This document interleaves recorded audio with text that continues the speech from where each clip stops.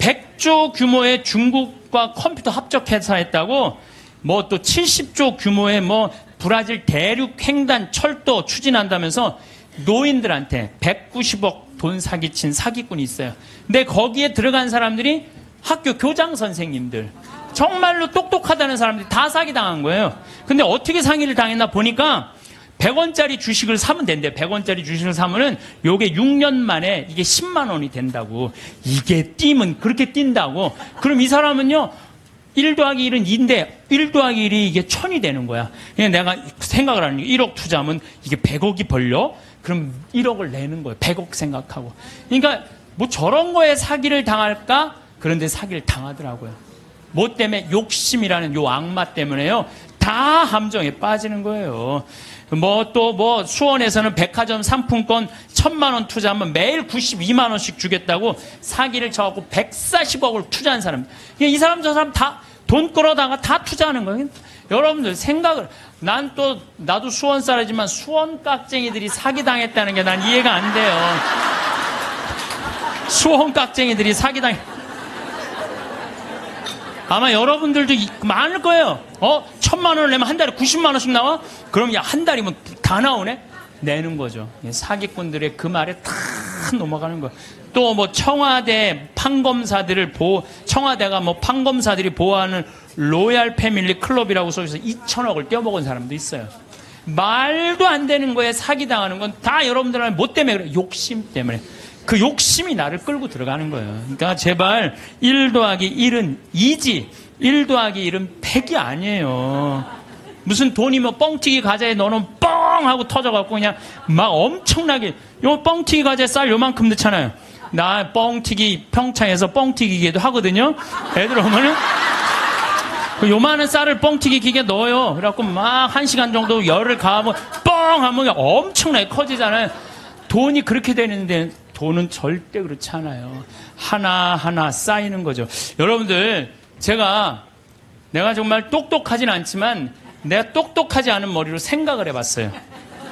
여러분들 왜 사기를 당하느냐? 나라 경제가 3% 성장한다면요, 은행 이자는 3% 넘기가 힘들어요.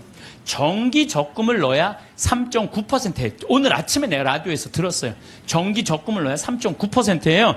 그러면 그걸 3.9% 넣어봤자 1억 넣어봐야 30만 원, 40만 원 나오는 거야. 300만 원, 400만 원 나오는 거야. 1억 넣어야. 한 달에 30만 원 나오는 거야. 1억 넣어야.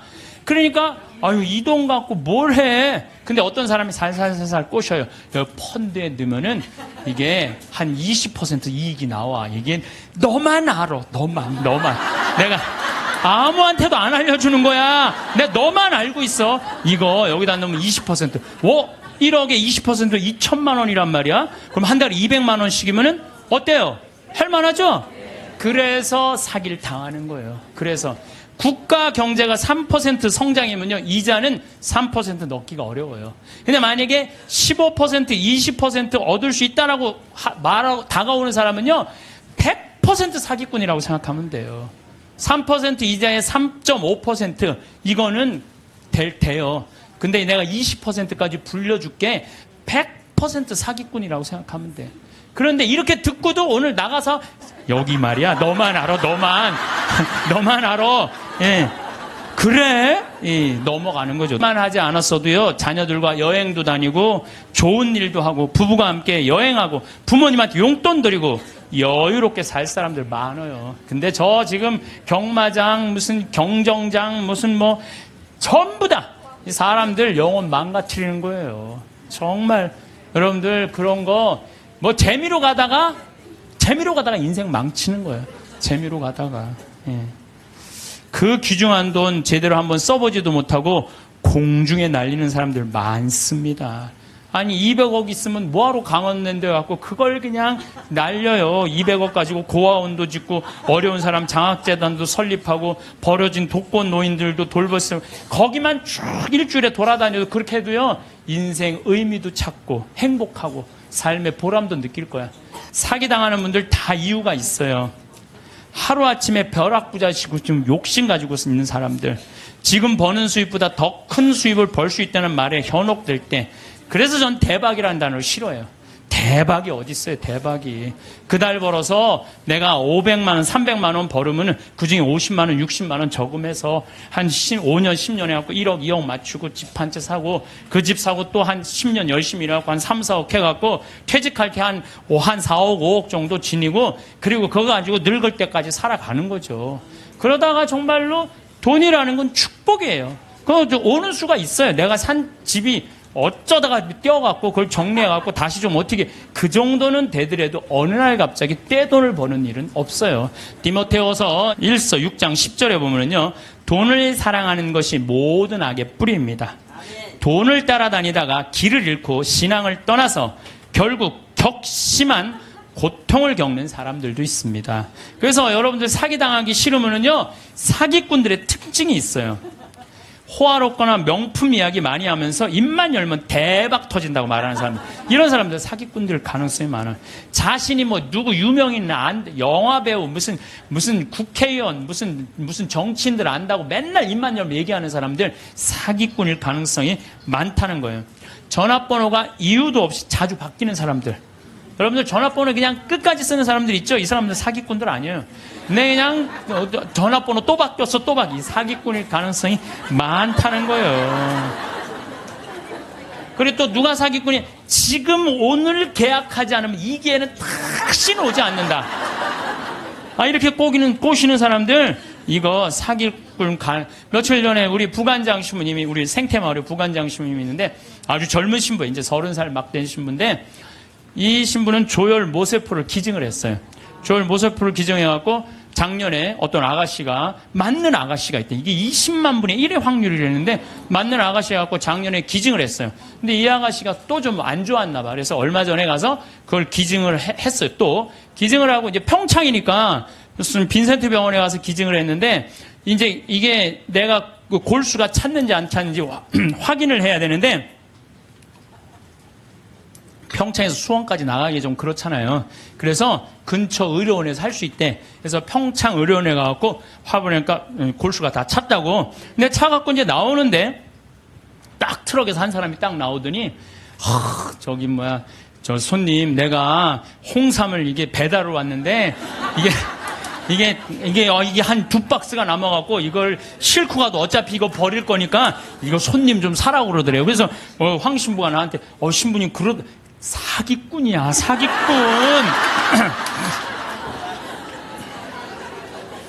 꼭 이상하게 이거 오늘 그래, 참, 이거, 아니, 나같이 저는 안 순진해요. 예.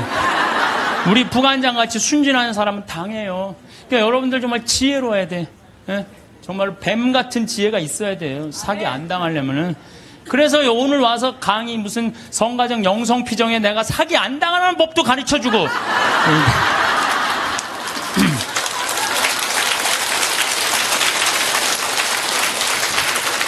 특별히 제가 부탁하고 싶은 게 있어요. 교우들끼리 돈거래하지 마세요. 정말 안 좋은 거예요. 돈거래하다간 친구를 잃어버립니다.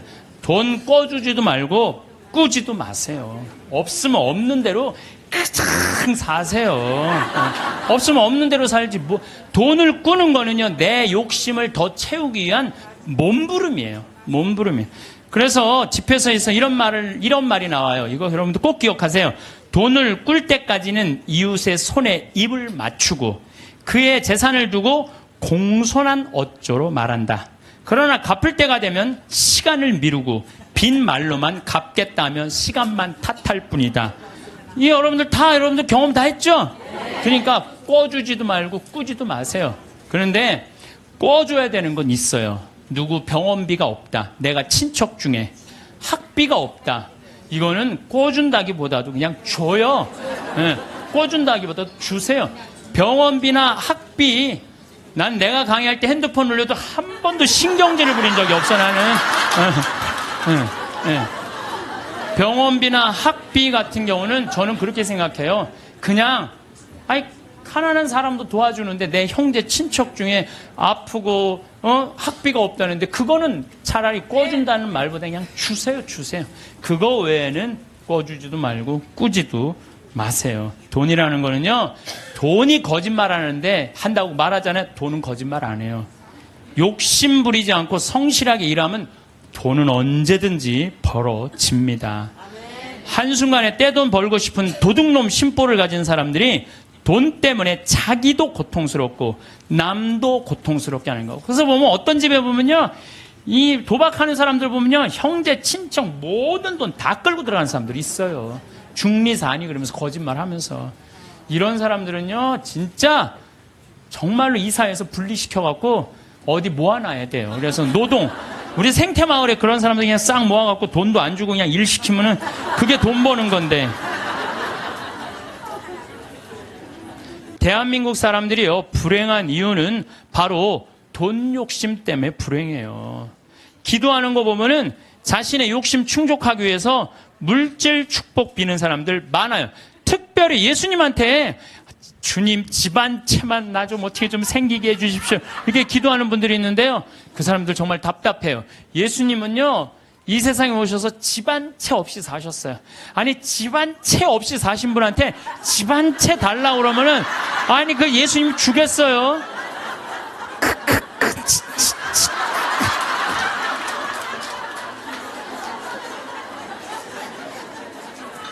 예수님께 기도 열심히 청하면 물질의 축복을 받는다는 이야기는 믿음을 가장한 강탈이에요. 여러분들 어떻게 믿을 때 돈 축복 달라고 그래요? 여러분들 돈 때문에 믿는 거예요? 여러분들 뭐 때문에 믿는 거예요? 하늘나라 때문에 믿는 거 아니에요? 그러면 하늘나라를 먼저 구해야지. 내가 굴기도 열심히 하면 집 한 채. 아니, 어디 빌 뗄 대고 빌어야지. 집 한 채 없는 분한테 저기 뭐야, 집 달라고 그러면 돼요. 예수님에게 기도할 내용은 하느님 나라와 그의 정의이지 집이 아니라는 거죠. 재물 축복은 성서에도 이렇게 표현합니다.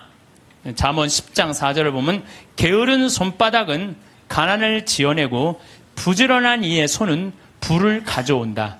돈은요, 하느님한테 기도한다고 오는 게 아니에요.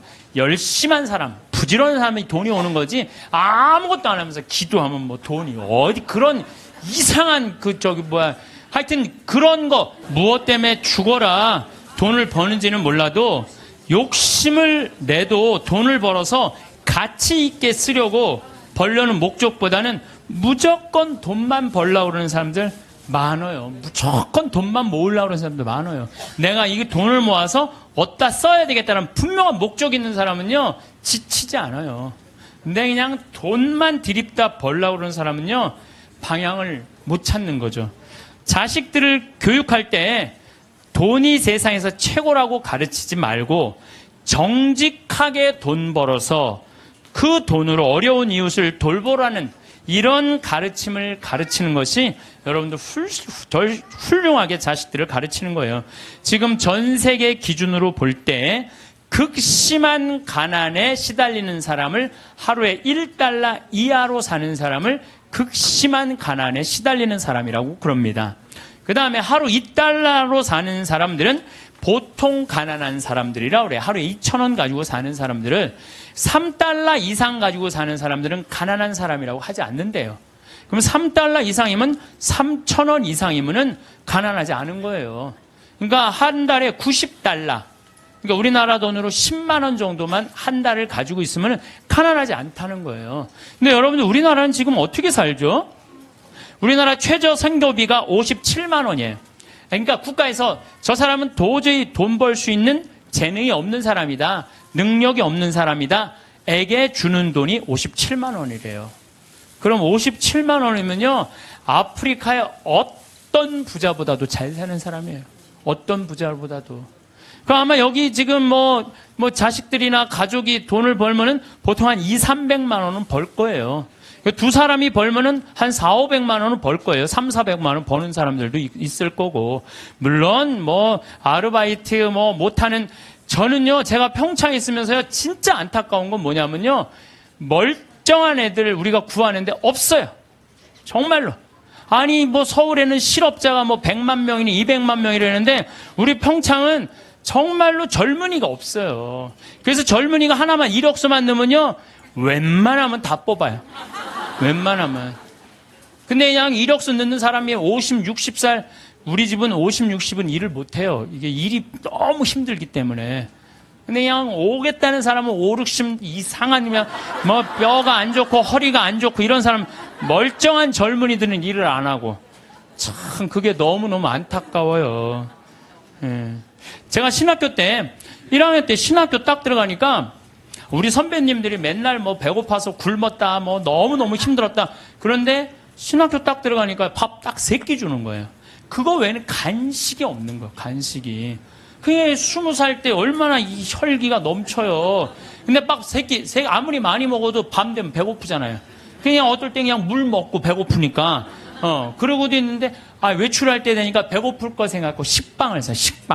식빵을 사갖고 이제 혼자 먹으려고.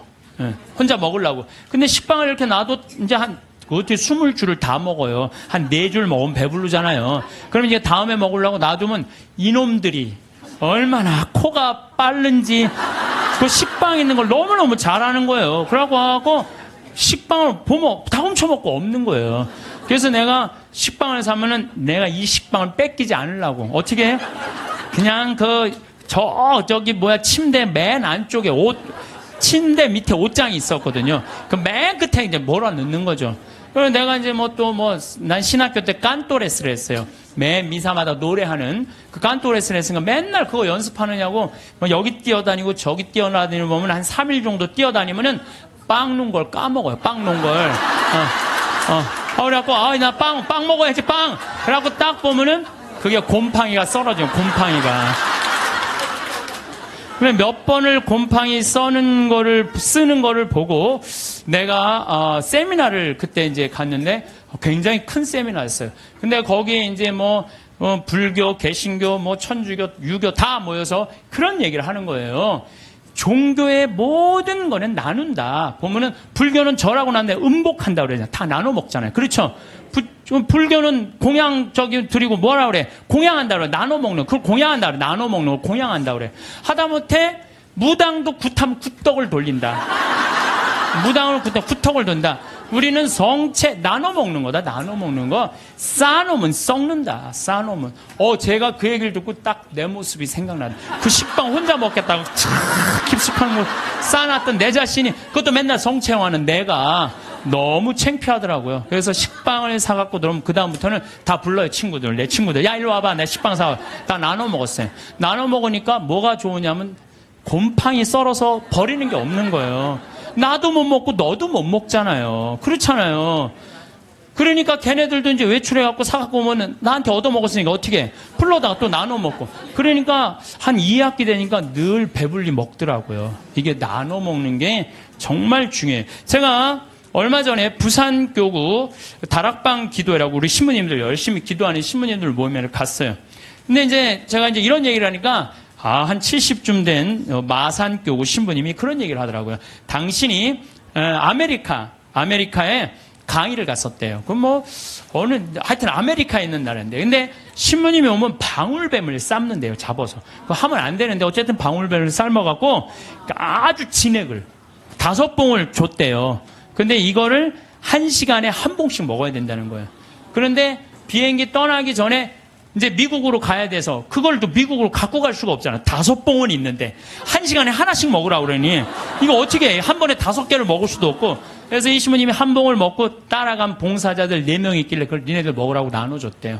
나눠주고 이제 먹으니까 막 몸에 열이 나고 막 여기서 이 하얀 속옷이 노랗게 변하더래. 뭐가 진액이 나와갖고. 미국에 갖고 이제 그 얘기를 했더니 의사가 그런 얘기를 하더라고요. 신부님, 만약에 신부님이 급한 마음에 5봉을 다 먹었으면 신부님은 장협착으로 죽었다는 거예요. 그러니까 장협착으로 죽을 수도 있었다는 거예요. 근데 신부님이 나누는 바람에 신부님도 살고 나머지 사람도 다 사는 거라고. 근데 그 신부님이 70인데 피부가 나보다 더 고와. 방울뱀을 먹어서 그런지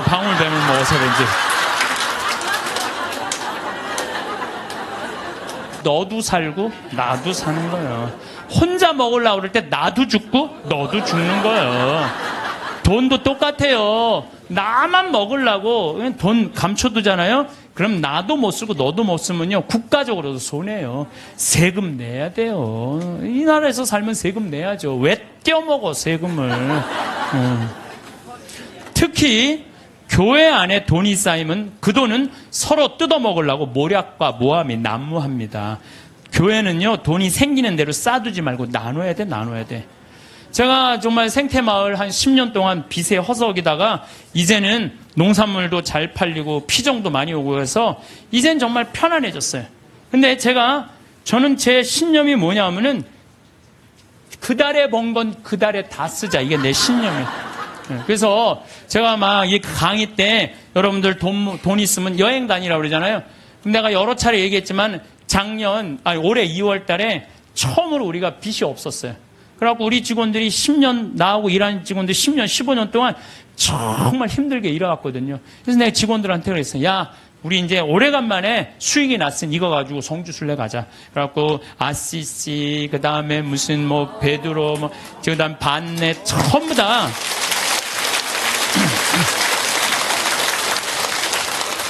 여러분들, 돈은요, 쓴 것만 내 돈이에요. 쓴 것만 내 돈. 여기 계신 분들 재산이 100억 있어. 근데 하나도 안 썼어. 그분은요, 거지예요, 거지. 하나도 안 썼으면. 근데 재산이 100억 있어. 근데 그 100억을 가지고 여행도 다니고 맛있는 것도 먹으러 다니고 또 가난한 사람도 도와주고 어려운 아프리카, 우리 잠비아도 1,000만 원 기증하고 이 쓴 것만 내 돈이에요. 쓴 것만. 내가 본당 신부할 때도 정말로 부자들 많았어요. 근데 그 부자들 한 푼도 안 써. 그러면은 어떻게 이렇게 없어 보이는지. 없어 보여요. 한 푼도 안 쓰는 부자는요, 없어 보여요. 근데 정말로 부자면서도 때 따라 철 따라 신부님 이거 필요하실 때 쓰세요. 이거 어려운데 도와주세요. 신부님 이번에 사업. 그 사람들은요, 정말 있어 보이더라고요. 있어 보여요. 돈은 우리 인생을 행복하게 해주는 도구지 목적이 아니에요. 저도 생태마을 운영하면서 경제적인 이익이 생기기 시작했어요. 한 10년은 계속 쏟아붓었어요. 내 강사료, 내 책, CD 그냥 그야말로 정말 한 10억 이상 다 내 강사료는 다 쏟아넣었어요. 근데 요즘 이제 경제적인 이익이 생겼어요. 이제 안정이 돼갖고. 근데 내가 이제 돈이 생기니까 나도 이상해질 거 아니에요. 돈이 생기면 이상해지잖아요. 근데 저는 목적이 생겼어요. 목적은 뭐냐면은 아프리카에 잠비아에 자카란다 농장 꾸며주는 게 내 목적이에요. 우리 이제 평창에는 지금 마침 명동에 왔는데 여기 5층에 우리 프란시스코 전교 수녀님들, 아프리카 봉사가는 수녀님들 사무실에 올라갔어요. 내가 포크레인을 어떻게 할까? 근데 포크레인 A10이라고 이렇게 무한궤도 있는 큰 바가지, 제대만한 바가지 있는 그걸 살라고 봤더니 2억이 든다는 거예요, 2억이. 근데 내가 2억 모아갖고 포크레인도 사고 트랙터도 사고 다 살라고 그랬는데, 포크레인 사면 끝날 것 같아. 그래서 내가 포크레인 아는 사장한테 전화해갖고, 나 이거 포크레인 중고 살라고 그러는데 어떻게 생각하느냐? 그랬더니, 포크레인 사장이 그러더라고. 신부님 뭐하러 사냐고. 그거보다는 우리나라 거 포크레인을 택배로 보내면 된대요. 자기 포크레인을 택배로 보내서 자기가 내년에 한 달 동안 가서 싹 정리해주고 온대요. 그래서 방금 만나고 내려왔어. 명동에 왔더라고. 그 사장하고. 그런데 수녀님이 제일 큰 거라도 한 2천만 원이면 보낸다는 거예요. 그러니까 벌써 얼마를 절약한 거야? 한 1억 8천만 원 절약했잖아요. 이게 제가 그래서 항상 저는 이런 생각해. 계획은 인간이 완성은 하느님이. 예, 계획은 인간이 완성은 하느님. 제가 간장, 고추장, 청국장 가루, 김치, 복분자, 오디 이거 파는 목적이 있어야 될 거 아니에요. 그동안은 건강한 먹을거리를 국민들한테 제공해 주겠다. 그래서 생태마을 들어갔는데 제공해 주다 보니까 뭐가 생겨? 이익이 생겨. 그럼 그 이익을 어떻게 한다? 써야 돼요. 그래서 지금 자카란다에 고아원, 병원, 농장 꾸미는데 쓰려고 길을 써요. 그러면은요, 여러분들 딴 생각이 하나도 안 들어요. 딴 생각이. 돈을 가지고 어디다 쓸 줄 모르는 사람이 딴 생각하고 있는 거예요. 내가 이걸 어디다 주식에다 투자를 할까, 뭐를 할까, 땅을 살까 이런 생각을 하는 거지. 그래서요, 돈은 쌓아두면 썩는 거예요. 써야 돼요. 예. 우리나라에 1971년 3월 11일 날 76세로 세상을 떠난 유일양행의 설립자인 유일한 박사님은요, 모든 재산을 공익단체 다 기부했어요. 그리고 주식조차도 직원들한테 다 나눠줬어요. 다 나눠줬어요. 정말로 멋있는 분이죠. 정말로 기업가의 모습을 보여준 거예요. 또 그 딸도 미국에 가서 전 재산 떠나면서 세상에 다 기부하고 세상 떠났어. 딸도. 아버지가 그러니까 딸도 그러는 거예요. 아버지가 그러니까. 카네기도 전 재산 기부했고 2,500곳에 도서관을 져줬어요. 카네기. 그리고 워렌 버핏, 빌 게이츠, 걔네들 둘이 낸 게 1,000억 달러예요. 1,000억 달러. 둘이 낸 게. 다 내는 거죠, 다. 왜? 그 사람들은 누구를 상대해서 돈 벌었다고 생각해? 자기네들 국민을. 그러니까 미국 갑부들은 보면요, 다 미국에 가보면요, 그 부자들이 다 기증하고 갖고 몇백억, 몇천억씩. 그걸로 사회가 건강하게 돌아가는 거예요. 우리나라에도 좀 그렇게 살짝 미치는 부자가 좀 나왔으면 좋겠어요. 네. 마태오복음 19장 16절, 26절에 보면은요, 하느님의 계명을 충실히 지킨 부자 청년에게 예수님에게 이렇게 말씀하세요. 내가 완전한 사람이 되려거든 가서 너의 재산을 팔아 가난한 이들에게 주어라. 그러면 내가 하늘에서 보물을 차지하게 될 것이다. 그리고 와서 나를 따라라. 그러나 그 젊은이는 슬퍼하면서 떠났어요. 왜? 재물이 많았기 때문이에요. 여러분들, 그 부자 청년은요, 계명도 굉장히 중요하게 여긴 청년이에요. 근데 재물이 많았는데 이 청년은 재물하고 자기를 똑같다고 생각해요. 재물하고 자기를. 이 사람은 재물을 파는 건 뭐를 파는 거야? 자기를 파는 거야. 이게 참 문제예요.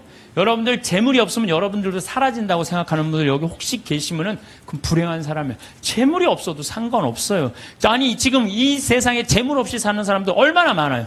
그 행복한 사람들 얼마나 많아요. 우리 수녀님들, 우리 신부들은 그래도 좀 나아요. 우리 수녀님들 재물이 있어요, 없어요?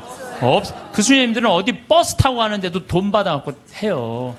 그래도 행복한 수녀님들 많아요. 돈이 우리 존재가 돈하고 똑같아서는 안 돼요. 돈이 많으면 존재가 충만하고 돈이 없으면 존재가 없는 거. 이 병을 우리가 고쳐야 돼. 그래서 그 젊은이는 재물과 존재를 같이 여겼기 때문에 재물을 팔 수 없었던 거죠. 5,000명을 먹인 기적 이야기 가운데 누가 가장 행복했을까요? 5,000명을 먹인 예수님이 행복했을까요? 물고기 2마리 빵 5개 기증한 소년이 행복했을까요? 아니에요. 제일 행복한 사람은요, 그 5,000명한테 나눠준 제자들이에요. 신나지 않았겠어요? 여러분들 한번 생각해봐. 내가 여러분들한테 돈을 한 10억 정도 들어갖고 한 1,000만 원씩 줬어요, 여러분들한테. 그래갖고 여러분들 좀 어려운 데 가서 도와주세요. 그래갖고 내가 한 1,000만 원짜리 10개를 가지고 여러분들이 10명이 쫙 나가서 도와줄 때 여러분들 신날 것 같아, 안 신날 것 같아? 내 돈도 아닌데. 내 돈도 아닌데 나눠주는 게, 가난한 이웃한테 나눠주는 게 얼마나 좋아요. 나는 여기서 제일 행복한 사람들은 제자들이라고 생각해요. 여러분들이 하느님이 여러분들한테 지금 재물을 맡겼어요. 어떤 분은 10억을 맡긴 분도 있고, 어떤 사람은 1억을 맡긴 분도 있고, 어떤 사람은 100억을 맡긴 분이 있어. 왜 맡겼어요? 나눠주라고 맡긴 거예요. 나눠주라고. 나눠주라고 맡겼으면 나눠야 될 거 아니야. 근데 안 나눠. 끝까지 쥐고 있다. 그냥 죽어. 그럼 그냥 자식이 네가 나누냐 내가 나누냐 싸워서 원수돼서 안 만나고. 그러지 말자는 거예요. 우리 대한민국 사회가 이제 건강하려면 어떻게 해야 돼? 나눠야 돼요. 쌓아두면 썩게 돼 있어요. 쌓아두면. 어느 사회든. 자꾸 나누면은 샘솟게 돼 있어요. 나누는, 신부님, 그거는 제가 조금 못 받아들이겠는데, 나누면 하나도 없죠?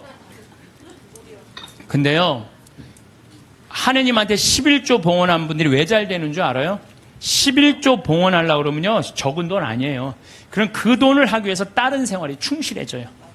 다른 생활에 충실해지기 때문에 축복을 받는 거예요. 나누는 사람들은 생각이 건강하기 때문에요, 사기도 안 당하고 유혹도 안 당해요. 그렇기 때문에 그런 분들은 재물 관리도 잘 할 수 있는 거예요. 그래서 한 건강한 쪽으로. 자, 모세의 10계명, 아론의 황금 송아지 가운데 여러분도 어느 걸 택할 거예요? 모세의 10계명을 택할 거예요? 아론의 황금 송아지를 택할 거예요? 10계명? 자, 근데 강의를 들어보면 또 생각이 좀 달라질 거예요. 모세가 10계명을 받으러 시나이 산으로 올라갔어요. 올라갔는데 불안해. 이제 뭐 이집트에서 탈출해서 왔단 말이야. 근데 시나이에 가보면요, 아무것도 없어요. 지금 사막이야, 사막. 전부 돌산이고. 시나이 산도 완전히 돌산이야, 돌산. 근데 모세는 사라졌는데 먹을 건 아무것도 없고 불안하잖아요. 이게 어떻게 하지? 어떻게 하면 좋을까? 고민을 하고 있는데 사람들이 아니 모세는 안 보이고 우린 불안하다.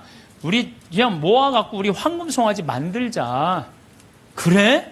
황금 송아지? 그래 좋다. 황금 송아지 만들자. 근데 당시에 유대라는 땅, 시나이라는 땅은요 척박하게 이를 데 없었어요.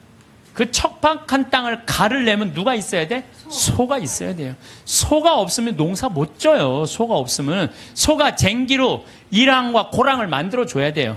그래서 이랑이 높아야 돼. 이랑이 높아야지 씨를 이렇게 넣으면은 이 씨들이 바람에 잘하고 고랑이 있어야지 물도 잘 빠지고.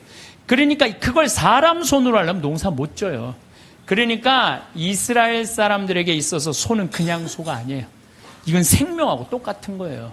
그리고 그냥 소예요? 뼈 주지, 우유 주지, 고기 주지, 가죽 주지. 그러니까 이 황금 송아지 우리가 그냥 생각하는 그런 송아지가 아니에요. 이 사람들한테는 모든 걸 다 주는 거예요. 그러니까 황금 송아지를 딱 하면 마음이 놓여 안 놓여? 놓이잖아요. 저게 우리를 먹여 살리는 거예요. 십계명 무슨 십계명이 밥 먹여줘.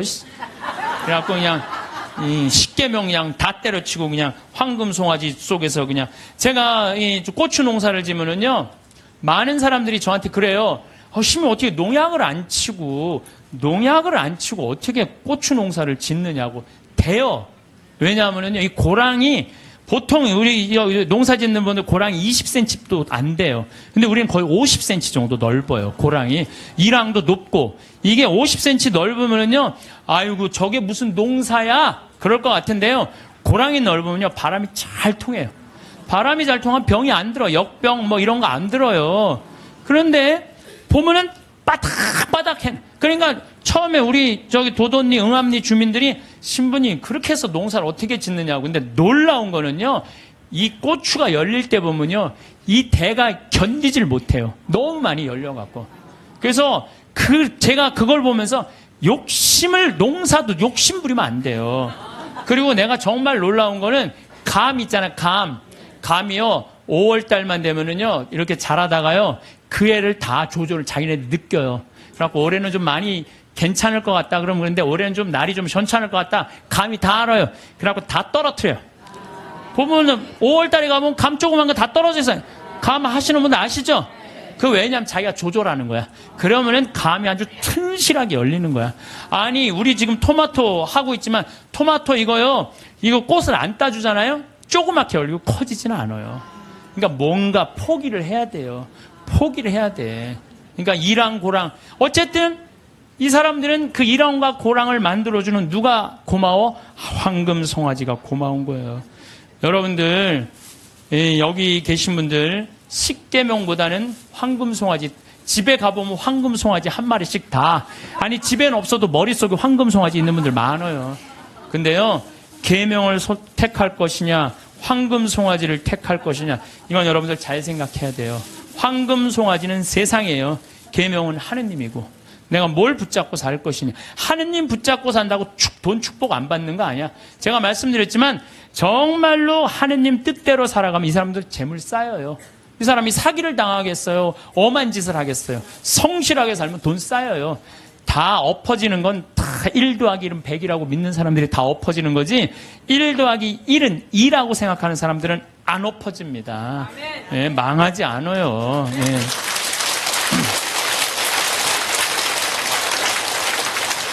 하느님 꽉 붙잡고 살아야 되는데 출세와 권력 꽉 붙잡고 사는 사람들 있어요.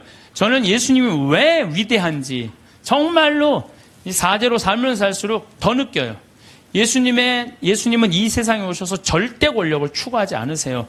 나는 섬김을 받으러 온 것이 아니라 섬기러 왔다. 이 말씀이야말로 우리 인간이라면 누구나 다 가슴 깊어야 새겨야 할 말씀이에요. 권력은 섬기기 위한 도구인데 권력을 쥔 사람들이 안 섬기려고 그래요. 막 권력을 휘둘르죠. 위장 전입하고 자식 대학 군대 안 가게 하고, 또 대학도 마찬가지야. 무슨 국제중학교 이런 데 애 머리도 안 되는데 막 들이밀고 이게 다 돈과 권력으로 부리는 횡패. 지난번에도 말씀드렸지만 우리나라 대통령들 최고 권력 가진 사람들 어떻게 됐어요? 불행하게 죽거나 감옥에 가거나 가족이 감옥에 가거나 그래요. 그러잖아요. 권력이 뭐가 좋아요. 그래서 여러분들 가운데서도 정말로 권력처럼 무상한 게 없어요. 권력을 쥐고 있을 때만 좋지 권력에서 밀려나면은요 비참하고 심지어는 모욕과 보복까지 당하는 게 권력이에요. 요즘 나는 무슨 국회법 통과되는 거 보면서 권력이라는 게 참 무상하구나. 저 전두환이라는 저 대통령이 얼마나 정말로 기가 막힌 권력을 가졌어요. 근데 지금은 모든 국회의원들이 다 10년 연장하자, 뺐자. 그게 권력이라는 게 이렇게 무상한 거예요. 권력을 꽉 잡고 사는 것보다 하느님 꽉 잡고 사는 게 훨씬 더 낫습니다.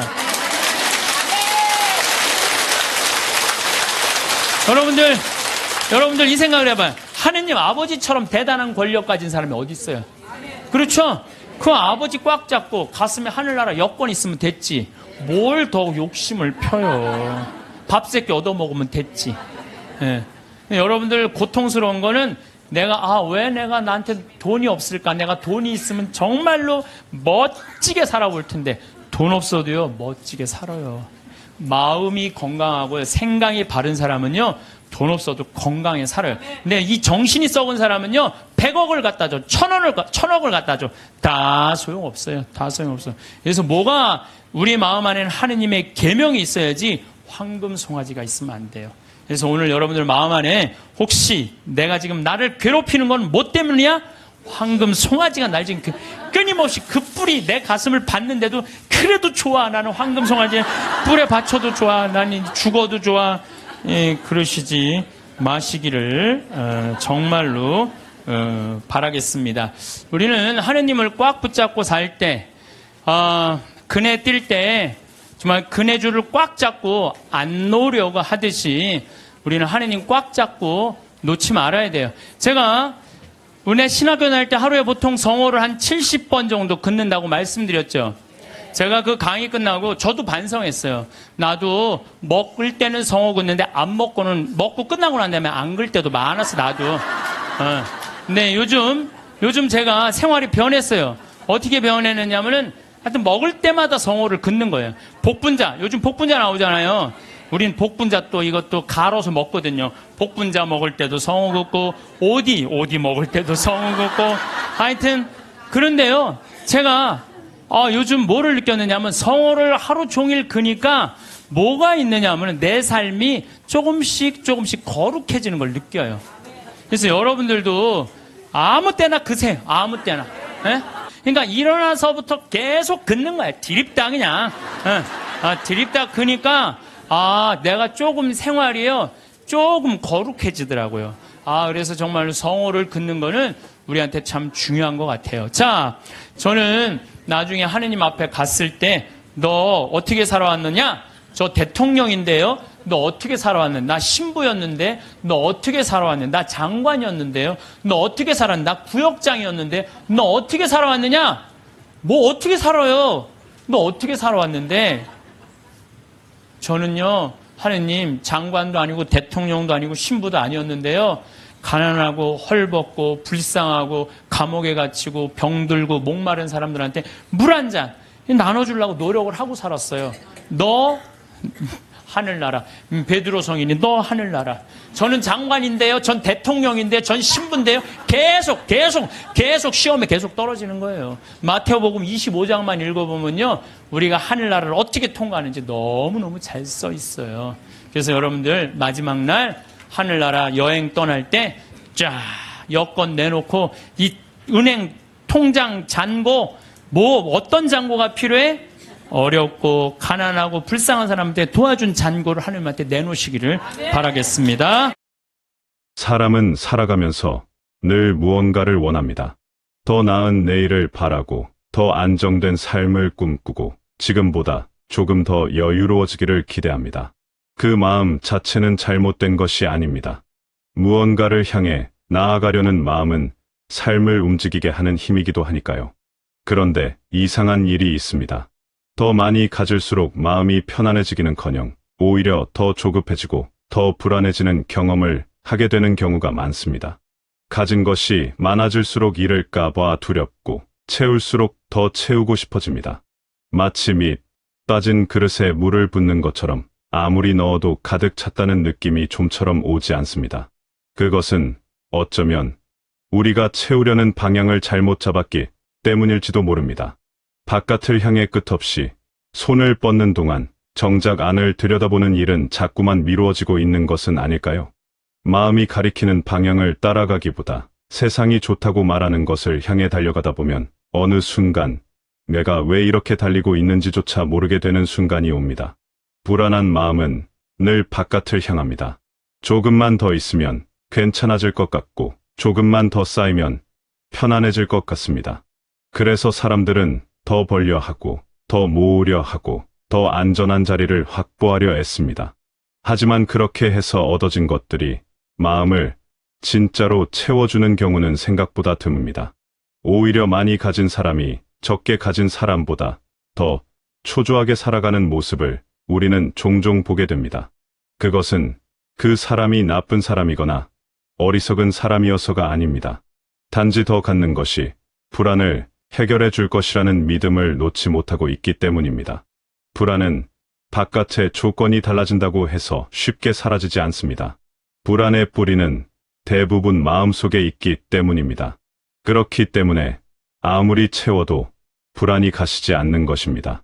그 사실을 받아들이는 것이 쉽지는 않지만 그것을 인정하는 순간부터 삶은 조금씩 달라지기 시작합니다. 욕심은 그 자체로 나쁜 것이 아닙니다. 더 잘하고 싶고 더 잘 살고 싶은 마음은 삶을 앞으로 나아가게 만드는 자연스러운 동력입니다. 문제는 그 욕심이 지나쳐서 현실의 감각을 잃게 될 때 생깁니다. 지금 손에 쥔 것의 무게를 느끼지 못하고 눈앞에 있는 것의 소중함을 알아채지 못한 채 늘 저 멀리 있는 무언가만 바라보게 될 때 삶은 서서히 지쳐가기 시작합니다. 빠르게, 크게, 많이. 그 세 가지의 마음을 빼앗기면 삶의 균형은 무너집니다. 천천히 쌓아가는 것, 그것이 실은 삶을 오래 지탱하는 힘인데 조급함은 그 사실을 자꾸 잊게 만듭니다. 그리고 조급함은 혼자 오지 않습니다. 조급함은 늘 후회와 함께 옵니다. 더 빨리 했어야 했는데, 더 일찍 시작했어야 했는데, 더 많이 했어야 했는데, 그 후회들이 쌓이면 지금 이 순간조차 온전히 살아내기가 어려워집니다. 과거를 후회하고 미래를 걱정하는 사이, 지금 이 시간은 아무도 모르게 흘러가 버립니다. 욕심의 가장 큰 대가는 돈을 잃는 것이 아닙니다. 마음의 평화를 잃는 것입니다. 잠들기 전에 가슴이 두근거리고 아침에 눈을 떴을 때 무거운 감각이 밀려오고 좋은 날씨에도 마음속은 흐린 채로 하루를 보내게 되는 것. 그것이 지나친 욕심이 가져다주는 실제 대가입니다. 눈에 보이지 않아서 쉽게 지나치지만 사실 그것이 삶에서 가장 소중한 것을 앗아가는 방식입니다. 마음이 편안하지 않으면 아무것도 제대로 즐길 수 없습니다. 맛있는 음식 앞에서도 딴 생각이 나고 아름다운 풍경 앞에서도 마음은 다른 곳을 헤맵니다.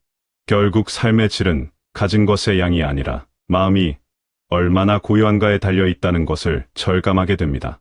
그렇다면 어떤 삶이 진짜 단단한 삶일까요? 화려하거나 대단하지 않아도 무너지지 않는 삶, 그것이 실은 가장 오래가는 삶입니다. 하루를 성실하게 살아내는 것, 내 속도대로 걸어가는 것, 작은 기쁨을 알아채고 누릴 줄 아는 것, 이런 것들이 모여 사람을 쉽게 흔들리지 않게 만들어줍니다. 특별한 날만이 아니라 평범한 날들을 지켜내는 힘, 그것이 삶의 실제 무게를 버티게 해주는 힘입니다. 평범한 하루는 특별하지 않기 때문에 종종 무시되지만 실은 그 평범한 하루들이 삶의 대부분을 이루고 있습니다. 아침에 일어나 몸을 씻고 간단하게 한 끼를 챙겨 먹고 좋아하는 것을 잠시 즐기고 밤에 편안하게 눈을 감는 것. 그런 하루가 반복될 수 있다는 것 자체가 사실은 작지 않은 복입니다. 꾸준함은 빛나지 않습니다. 드라마틱하지도 않습니다. 누가 알아봐 주지 않는 날도 많고 스스로도 잘하고 있는 건지 확신이 없을 때도 있습니다. 그럼에도 불구하고 하루를 그냥 살아내는 것, 크게 무너지지 않고 제자리를 지키는 것, 그것이 쌓이면 어느 순간 돌아봤을 때 참 단단하게 걸어왔다는 것을 알게 됩니다. 화려한 순간은 기억에 남지만 삶을 지탱하는 것은 결국 그 수많은 평범한 날들입니다. 남들 눈에 띄지 않아도 괜찮습니다. 빠르지 않아도 괜찮습니다. 내 걸음이 느리더라도 멈추지 않고 걷고 있다면 그것으로 충분합니다. 삶은 남과의 경주가 아니라 나 자신과의 동행이기 때문입니다. 돈 이야기를 해보겠습니다. 돈은 분명히 중요합니다. 삶을 살아가는 데 있어서 돈이 없으면 불편하고 힘든 일이 많아집니다. 그것을 부정하거나 가볍게 여기는 것은 현실을 모르는 말입니다. 그러나 돈이 많아질수록 행복도 그만큼 커진다는 믿음은 어느 지점을 넘어서면 더 이상 사실이 아닙니다. 돈이 삶의 목적이 될 때 사람은 스스로도 모르는 사이에 삶의 주인 자리를 돈에게 내어주게 됩니다. 쓰지 못하고 나누지 못하고 즐기지 못하면서 쌓아두기만 하는 삶은 겉으로는 풍요로워 보여도 안으로는 메말라가고 있습니다. 그렇게 살다 보면 어느 날 문득 이런 생각이 스칩니다. 나는 지금 무엇을 위해 이렇게 살고 있는 걸까? 그 질문이 마음속에 들어오는 순간 사람은 비로소 진짜 중요한 것이 무엇인지를 다시 생각하게 됩니다. 돈의 진짜 가치는 얼마를 가졌느냐가 아니라 어떻게 사용하느냐에 있습니다. 좋아하는 것 하나를 마음 편히 즐기는 것, 소중한 사람에게 따뜻한 마음을 담아 무언가를 건네는 것, 작은 여유를 만들어 자신을 돌보는 것. 이런 쓰임들이 삶을 따뜻하게 만들어줍니다. 돈이 삶을 위한 도구가 될 때 비로소 그것은 제 역할을 다하는 것입니다. 결국 돈의 가치는 얼마나 가졌느냐보다 삶을 얼마나 따뜻하게 만들었느냐에 더 가깝습니다. 그리고 따뜻하게 쓰인 돈은 기억 속에도 오래 남습니다. 숫자로 기억되는 것이 아니라 감정으로 기억됩니다. 그 기억이 쌓인 삶이 결국 풍요로운 삶입니다. 잘 사는 사람들에게는 공통점이 있습니다. 그들은 대체로 지금 이 순간을 누릴 줄 압니다. 맛있는 한 끼를 먹을 때 진짜로 그 맛을 느끼고 좋은 사람과 함께하는 시간을 허투루 보내지 않으며 오늘의 햇살이 따뜻하다는 것을 알아챕니다. 언젠가 행복해지기 위해 지금을 참고 미루는 삶이 아니라 지금 이 시간도 삶의 일부라는 것을 잊지 않습니다. 행복은 미래 어딘가에 도착하면 주어지는 선물이 아니라 지금 이 하루 안에 이미 담겨 있는 것이기 때문입니다. 그것을 알아보는 눈을 갖는 것, 그것이 행복한 삶의 출발점입니다. 특별한 재능이나 넉넉한 조건이 필요한 것이 아닙니다. 지금 여기에 있는 것들을 바라보는 마음의 방향만 조금 바꾸면 됩니다. 쉰다는 것도 삶의 중요한 부분입니다. 쉬는 것을 게으름이라고 여기거나 무언가를 하지 않는 것을 낭비라고 느끼는 사람은 결코 오래 편안하게 살기 어렵습니다. 잘 쉬어야 잘 살 수 있습니다. 몸이 쉬어야 마음도 쉬고 마음이 쉬어야 다시 일어날 힘이 생깁니다. 아무것도 하지 않는 오후, 창밖을 바라보며 조용히 앉아있는 시간, 그것도 삶입니다. 그 안에서 사람은 자신을 되찾고 다시 충전됩니다. 쉬는 것은 포기가 아니라 회복입니다.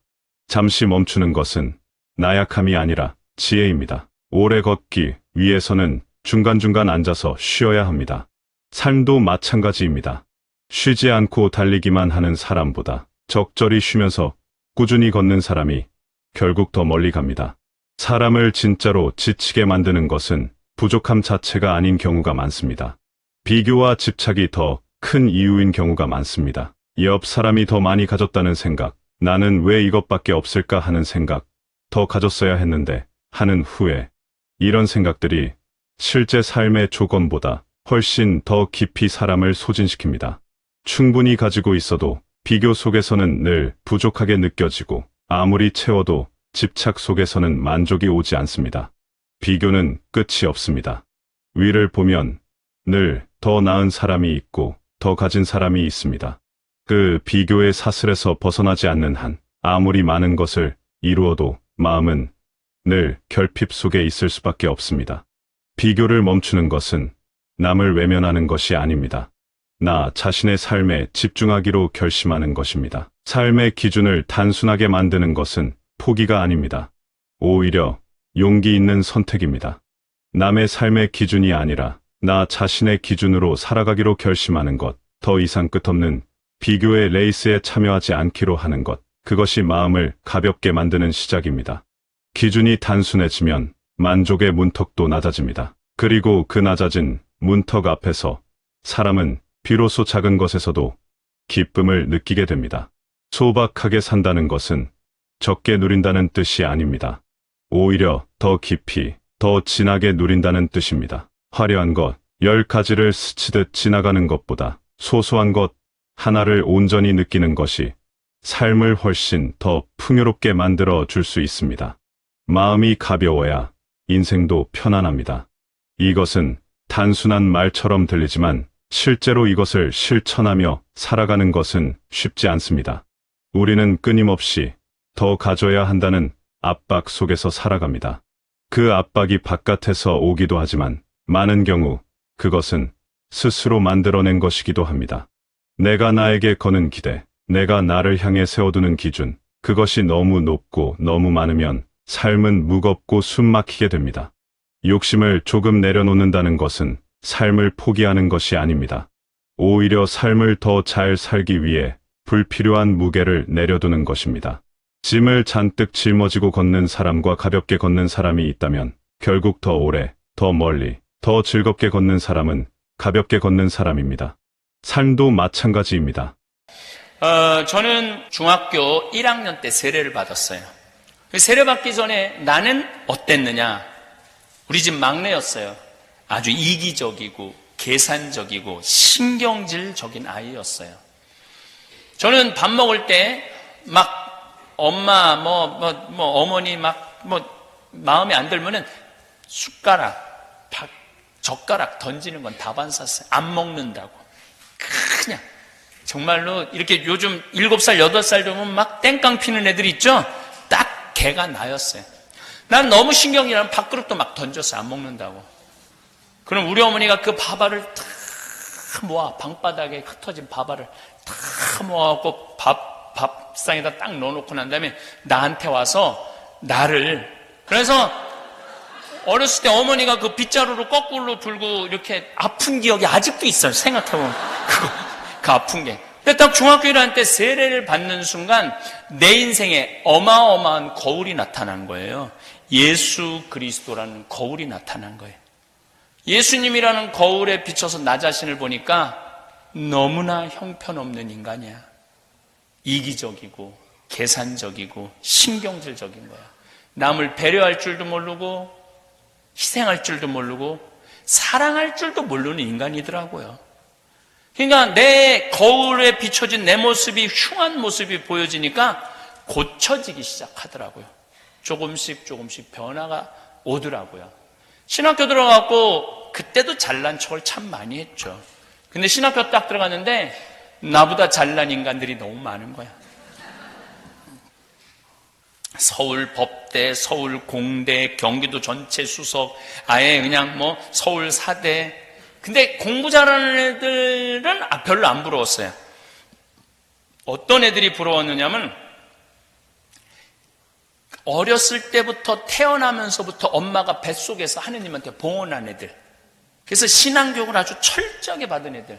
걔네들은 신학교에서 묵주기도를 해도 벌써 질이 달라. 나하고 하는 묵주기도하고 질이 달라. 나는 그냥 중학교 1학년 때 세례받아갖고 20살, 겨우 5년 만에 신학교 들어갔는데 걔는 20년 만에 신학교 들어간 애들 아니야. 준비가 그렇게 된 애들. 심성이, 성적이야 어떻게 할 수 있지만 심성은 따라잡기가 쉽지가 않더라고요. 그게 신학교 때 너무너무 힘들었어요. 왜냐하면 우리의 목표는 성인사제 되는 거고 성숙한 남들한테 인격이 훌륭한 사제로 성장하기를 바라는데 공부도 현찮고 성격도 현찮고 이상만 높은 거야. 근데 내가 신학교 때 가장 큰 선물이 깨달은 게 있어요. 세상에는 나보다 잘난 인간이 많구나. 나보다 세상에 인품 좋은 인간이 많구나. 여러분들 어려운 사람 도와주는 건 하나도 안 힘들어요. 정말로 내가 인생을 살아오면서 어려운 사람 도와주는 건 하나도 안 힘들어. 인생살이에 가장 힘든 건 뭐냐 하면 나보다 잘난 인간 인정하는 거예요. 그것처럼 어려운 게 없어요. 여러분들 세상 보면은 모차르트, 살리에르가 왜 모차르트를 그 젊은 나이에 죽였겠어요? 질투 때문에 그런 거예요. 질투. 그 천재성을 인정할 수가 없었던 거, 그 천재성을. 근데 우리 주위에는 그런 사람들이 참 많더라고요. 그런데 그런 사람마다 내가 시기하고 질투하면은 나는 마음의 평화를 누리지 못해. 자유가 없어요. 근데 나보다 잘난 인간 인정하고 나니까 머리가 똑똑한 사람은 머리가 똑똑한 대로, 인품이 좋은 사람은 인품이 좋은 대로 인정하고 나니까 나는 마음의 평화가 있더라고요. 왜냐하면 질투할 일이 없잖아요. 잘난 사람 잘난 대로 인정하는데 뭐가 질투가 필요해? 평화롭고 자유가 있더라고요. 자유. 그래서 그때부터 신학교 3학년 때부터 저는 정말로 세상에는 나보다 훌륭한 사람들, 나보다 똑똑한 사람들, 나보다 학식이 좋은 사람들, 나보다 공부 잘하는 사람들, 나보다 인품 좋은 사람들이 많구나. 그걸 인정하고 나니까 너무 편안하더라고요. 그래서 저도 아버지를 많이 닮아서 남욕을 거의 안 해요. 나하고 1년 동안 안식년 산 신부가 둘, 셋, 거의 4명 정도 되는데 생태마을에 와서 사는데 그 신부들이 공통적으로 하는 얘기가 황 신부 겉보기보다는 같이 살아보니까 생전 남욕을 안 하는데 내가 보통 뭐 주교님 욕도 하고 어떤 신부 욕도 하고 다 하잖아요. 그래서 저는 생전 안 해요. 왜냐하면 인정하니까 너무너무 좋더라고요. 여러분들도 성당에서 여러분들보다 이쁜 사람 인정해요. 이쁜 건 이쁜 거야. 그리고 여기서 성공한 사람 성공한 거예요. 그 사람이 성공하기까지 노력한 거를 인정할 줄 알면은 마음이 정말로 편안해요. 제가 신학교에 있을 때 정말로 인품이 좋은 아주 어렸을 때부터, 또 나는 어렸을 때부터 줄반장도 한번 해본 적 없는데 보니까 다 반장해봤어. 시골에서 어쨌든 했든 다 반장해봤어. 아주 심성이 좋은 친구 신학생이 있었는데 신부 때 보자 때도 나오고 내가 1보자, 그 신부가 2보자. 근데 그때 그 성당 생긴 이래 가장 신자가 16,000명이었어요. 그 성당은 신자가 16,000명인데 무슨 교육을 받으면은 기본으로 1,500명이 왔어요. 1,500명이. 그러니까 그 전에는 헌금이 17억인가 했는데 우리 셋이 본당 신부님이랑 그 신부하고 나하고 이렇게 했을 때 27억이 들어왔어요. 그러니까 1년 만에 10억이 더 들어온 거야. 성당이 거의 기적 같은 일이 벌어졌던 거예요. 둘이 그렇게 잘 맞았어요. 그 신부가. 근데 하루는 내가 아마 한 4년 전에 성령대회 여기 나올 때 전화가 왔어요. 새벽에 비행기 타러 나오는데 황 신부 나 누구야? 나 누군데 교황청에서 지금 막 전화가 왔다는 거야. 새벽에. 교황청에서 왜 전화가 왔어? 그랬더니 나보러 주교하래. 너 어떻게 생각해? 딱 그러더라고 나한테. 제일 먼저 나한테 전화를 한 거야. 그날 오후에 교구청 장관들 주교님들도 모르더라고요. 그 주교로 선임된 거를. 근데 내가 그랬어요.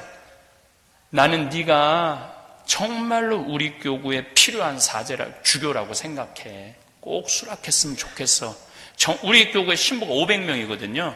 500명이 좀 넘는데 정말로 아픈 신부들을 어루만져줄 목자 같은, 정말 목자는 난 너라고 생각해. 절대 딴 생각하지 말고 꼭 받아들여. 그리고 내가 미국으로 나왔어요. 근데 내가 평상시에도 그 신부를 어떤 마음이었냐면 인품이 너무 좋다. 그리고 막 신학교 교수할 때도 막 가난한 학생들 컴퓨터 사주고 학비 대주고 다 하더라고요. 물론 이제 나한테 전화했고 돈 보내라고 내가 다 보내서 내가 다 알죠. 네. 근데 너무너무 심성이 좋은 거예요. 근데 만약에 내가 평상시에 질투의 마음이 있다면은 황신부 나보러 주교하라 그러는데 너 어떻게 해? 어떻게 생각해? 너 같은 게 무슨 주교를 해? 하려면 내가 해야지. 그랬다면 나는 평화롭지 못한 사제, 기쁨이 없는 사제였을 거예요. 근데 이제 주교된 지 4년인가 이제 5년이 됐어요. 어젠가도 자는데 전화가 왔더라고요. 그 주교님이. 황신부 지금 어디야? 그래서 나 지금 시카고야. 언제 들어와? 뭐 9월 달에 들어가. 왜 이렇게 오래 돌아다녀? 빨리 한국에 들어오지. 왜 전화했어? 그랬더니 어디 있는지 체크해 보려고 전화했지. 제가 1년에 한 번 교구청 무슨 서품식이나 성유 축성 미사에 가면은 주교님 복장을 입고 나오면은 기분이 너무 좋아요. 친구니까. 내가 인정하고 축복해주는 친구니까. 근데 우리 인간은 내가 그런 경우를 많이 당해요. 동창들이 나를 시기하는 동창들이 너무 많아요. 보면 욕하고 앞에서 욕하고 뒤에서 욕하고 네가 잘났으면 얼마나 잘났느냐 막 그래가면서. 근데 뭐 그것도 충분히 이해가 돼요. 근데 얼마나 그 시기하는 마음 안에는 평화와 기쁨이 없겠어요. 근데 내가 그 20대 때 그걸 깨달은 거예요. 난 최고의 선물이라고 생각이 들어요. 30대 때 15살에 제가 지우학했다고 말을 합니다. 이건 공자님이 한 말이에요. 뜻을 세우는 거예요. 공부의 뜻을 세우는 거죠. 신학의 사제직의 뜻을